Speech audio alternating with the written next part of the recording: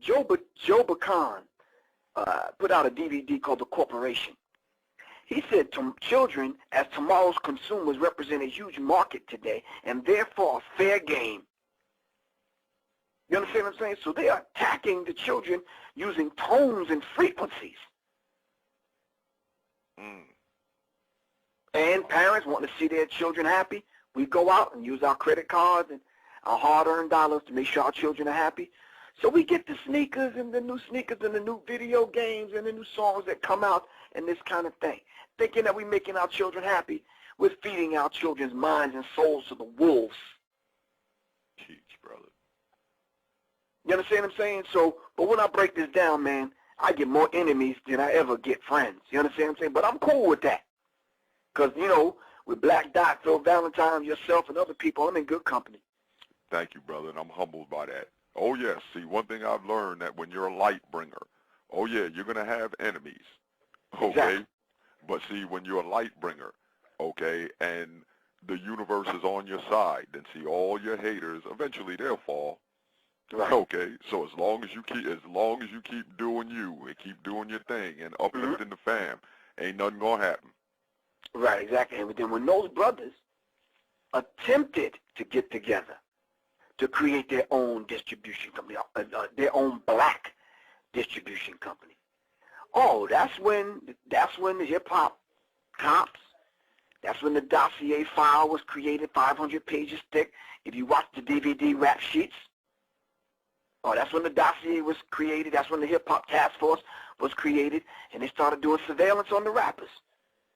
And there was 4 individuals that we need to take notes and notice to, whom they put under their surveillance, and they sought to destroy these brothers. Now, I'm not particularly cool with some of these brothers' lifestyle, but nonetheless, they're my brothers. You understand what I'm saying? Yes, sir. We have to look at Damon Dash. We have to look at Suge Knight. We have to look at Irv Gotti, and we have to look at Jay Prince. These 4 gentlemen that got together and was going to put up $30 million apiece to get ahead and create their own distribution company to distribute black music. These people got together and said, we'll never let it happen. It'll happen over our dead bodies. All in 1 week, I'm telling you the short version of the story. All in 1 week, they raided the offices of these 4 brothers. I'm going to say them again. Damon Dash, Suge Knight, Irv Gotti, and Jay Prince out of Texas. The FBI raided their offices and confiscated their records and started piecing together cases against these brothers. And you know Damon Dash's situation. He's back with Jay-Z after they took Rockefeller from him, made Jay-Z the president, bought it for $27 million, I think, turned around and sold it for like $270 million. And they moved him right on out of the picture. And now, I heard through the African grapevine that he's back with Jay-Z broke. You understand what I'm saying? Damn. Suge Knight, you already know his story. Yeah.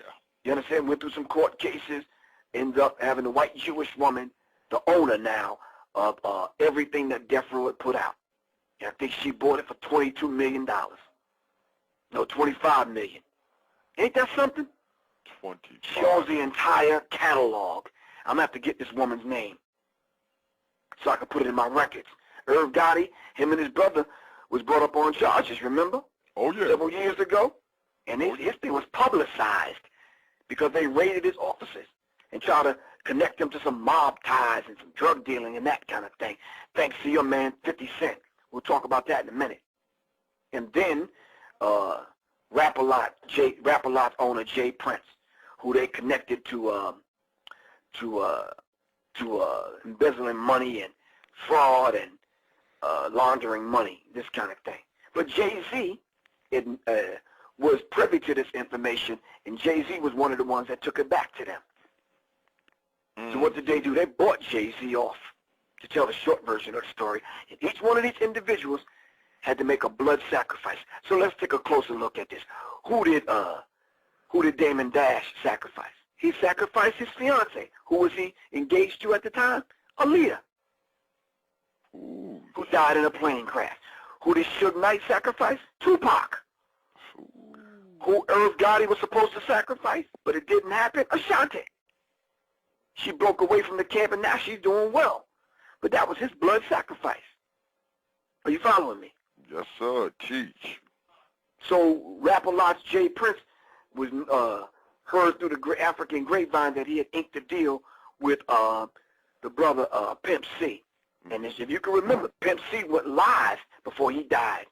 And he started blasting people, calling people homosexuals and this kind of thing, and he was calling people out. Shortly after that, they found him dead in a hotel. Overdose. When you want to operate in that $20 million club and higher, $100 million club where these brothers were operating in, oh, you got to pay the price. You got to bond yourself to these people forever. Let's look at some of the other people that have bonded themselves to this demonic energy. Michael Jordan, who did he lose? His daddy. His dad. Bill Cosby, who did he lose? His son. I can go on and on. When Kanye West wanted to be up in that space so bad, he signed the oath, took the oath rather, and signed on, became a Mason and took the oath, wrote Lucifer, Son of the Morning for Jay-Z, and that was his initiation, and sure enough, he lost his mom. Jennifer Hudson wanted to be up in that space. Yep, her family got taken at it on some ritual killings. Are you following me? So we need to understand this particular thing. You're not going to operate up into the $50, $100 million club and you not pay the ultimate price now. Not the ultimate price, but make a blood sacrifice. Jay-Z was well aware of all of this. So they paid him off. How did they pay him off? They gave him Rockaware. They gave him Rockefeller Records, Rock Nation, Jay-Z Inc. What's the bad? Scion made a deal with him. Then the New Jersey Nets, he owns part of that. J Hotels, 4040 Club. I can go on and on, bro. And this is happening right before our eyes, man. So they niggerized the music. As soon as Jay-Z got made, he was made president of Def Jam. Guess who he signed? Two known drug dealers, Young Jeezy and Rick Ross, who's going to perpetuate and carry on the madness and the negative demonic frequency. Are you following me? Yes, sir. We need to understand that to that degree. Now, we love these brothers, but they're victims of a diabolical plan, man, to take hip-hop off course, and they're successful. Hip-hop is no longer the voice of the voiceless. We have to understand that, man. That's corporate. What we're gonna do, brother? We're gonna pause. We're gonna take a call from the switchboard. Okay, we got I almost didn't want to take it because you were dropping it so hard, but I gotta honor the fam. We have a caller from the 914 area code. Caller, are you there? Yo, what's going on? What's up, peace, peace, brother? Where's the 914 at? Basically, what I wanted to say was, and Brother Grif, I know Black Dot know that you can even find out through him what I'm about to say, but at the end of the day, it's a situation that no one wants to die for nothing, Grif. You understand what I'm saying? And the situation which that you're revealing to the public is basically going to go through one ear and come out the other. But you got brothers that sit in the darkness and see all this going on, Grif, and willing to ride and put in the work that has to go down out here. Because like I explained to Sonnet on another radio station, you have to wash people up out here. When you understand what's really going on and no one wants to sit here and do nothing, you have the people that do want to do something, what you going to do? You got a lot of brothers out here, Grif, that talk at how they want to live for us and do the right thing, and you explain it clearly. They doing the opposite. So how am I supposed to look at life? I think what we need to do is take bits and parts of information like when I was coming up. I took bits and parts of information. I said to myself, I'm holding on to whatever little bit I get, and I'm staying on a straight path. You understand what I'm saying? And I'm not deviating from it. Not at all. You understand what I'm saying? So at the end of the day, I could go home and say, nope, I didn't harm my brother. I didn't rob anybody. I didn't steal from nobody. I didn't shoot nobody in the head. I didn't deceive anyone. You understand what I'm saying? But what did I do that was good? Okay, I stayed away from those things, but what did I do on the flip side that was good? Did I help somebody in need? You understand what I'm saying? Did I feed the people on a spiritual level? What did I do? And at the end of the day, we got to say, look, damn, did I do my part? People come to me all the time, Joe Grif, is this shit ever going to change, man? I said, well, what did you do? What did you do to bring about the change? You understand what I'm saying? Yes. You did your part, bro. I'm doing my part.